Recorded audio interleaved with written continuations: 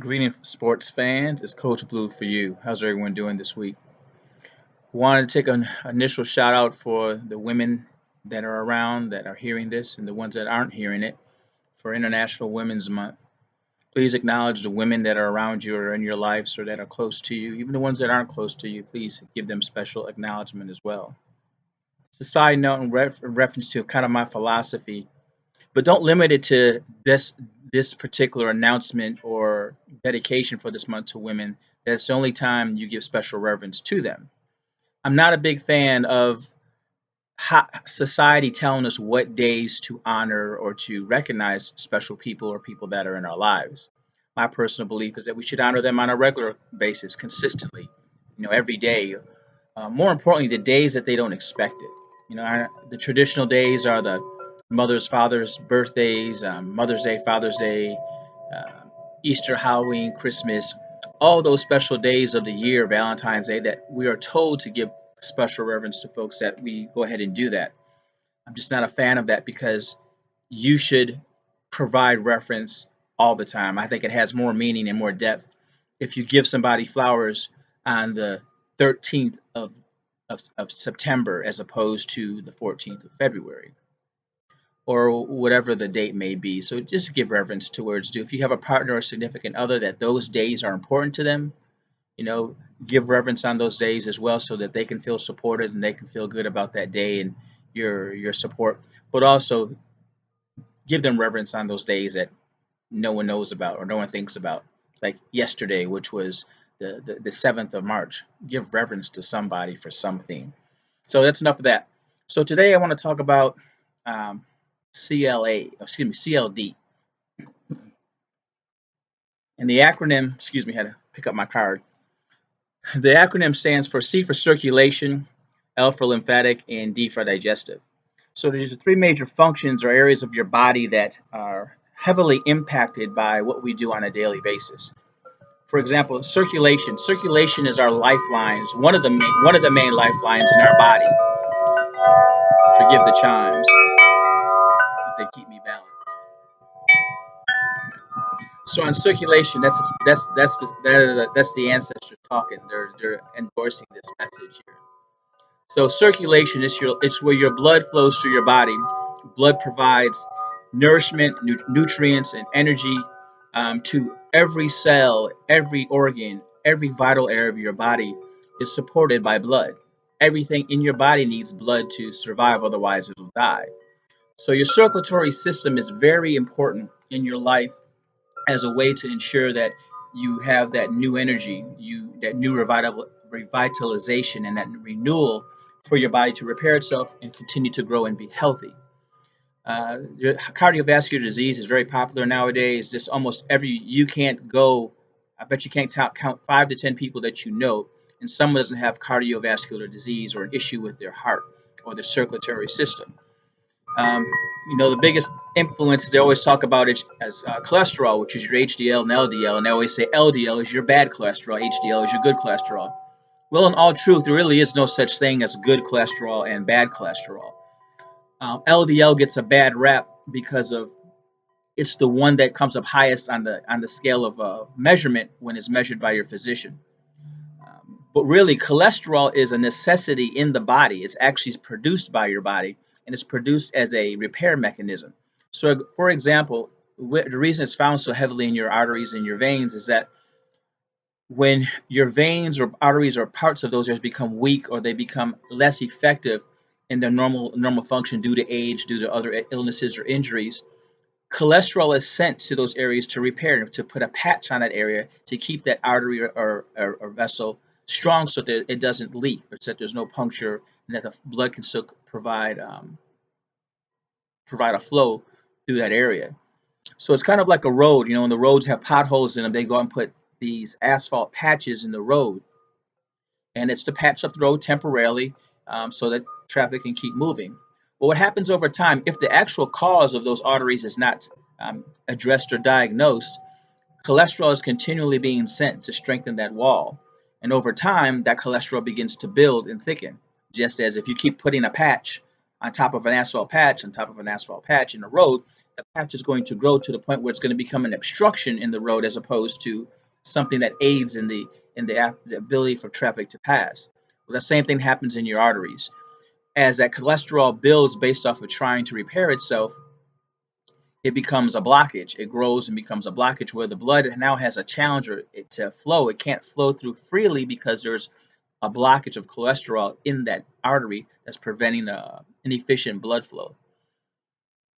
So often they prescribe statins and other medications to um, help supplement the blood flow or to help do something of that nature. Or they do a bypass in that artery or vein so that they close it off.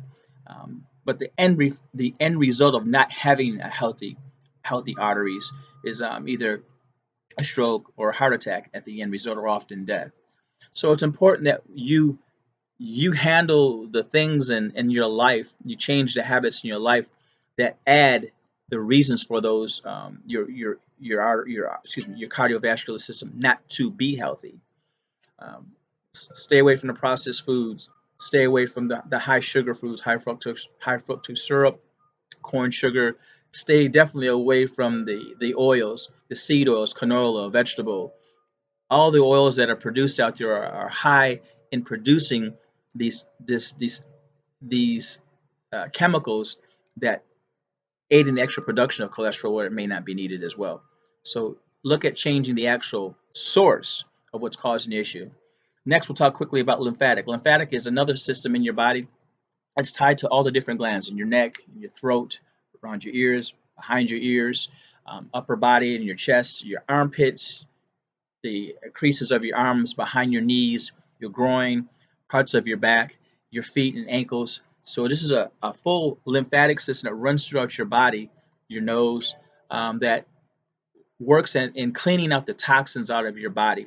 So it's kind of like a sewer system built throughout your body that collects these toxins that have developed over time and then actually expels them either through your urine, through your kidneys, and or through your skin as a way of being expelled and being released from your body. When your lymphatic system is plugged up or it's not working effective, you have psoriasis, other skin issues. You may have swollen glands. What's it? Back in the day, it was a big deal when I was a kid. Tonsillitis. That's a huge gland that's in your throat. Unfortunately, my parents and I didn't know any better at the age of 7, and mine were removed because they became inflamed or infected often, and it was recommended that they be removed so it doesn't become an issue.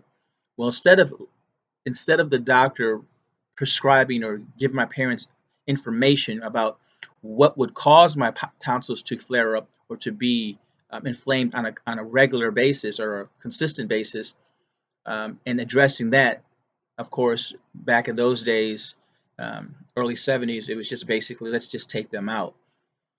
So your lymphatic system is important. It's important that it stays flowing, it stays healthy, it stays um, uh, unclogged and uncongested. So there are exercises you can do daily to help stimulate the lymphatic system. You can tap on your neck, under your glands in your neck area, your upper chest. You can do cupping under your armpits for a number of times, and then all the other areas where your glands may be. And you can read up out or do your own research on where the glands are located.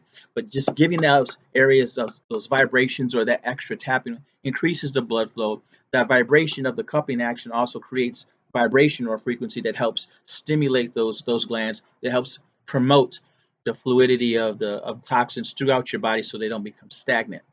And then there's another great exercise. They call it bounding or rebounding.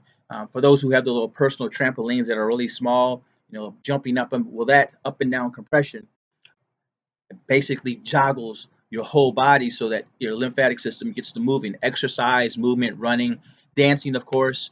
Um, if you don't do any of those or have the ability to do any of those, then you can just stand still. You can stand in place on your feet and just bounce your body up and down to give your body a gentle kind of vibration or movement to help free up your lymphatic system as well. So those are some simple techniques. Last thing quickly will be your digestive system, which is your stomach, your intestine, small intestine, long intestine, and your colon. And back in the day, growing up, and our ancestors, grandparents, and parents, especially in my family, If you mentioned that you were sick or didn't feel well, the very first thing your mom or grandmother would reach for is some castor oil or cod liver oil and give you a spoonful. And they would do that for maybe a day. And the whole intent was they understood that any illness or not feeling well in your body had a source or a good possibility that it was derived from your gut, your intestines, your stomach.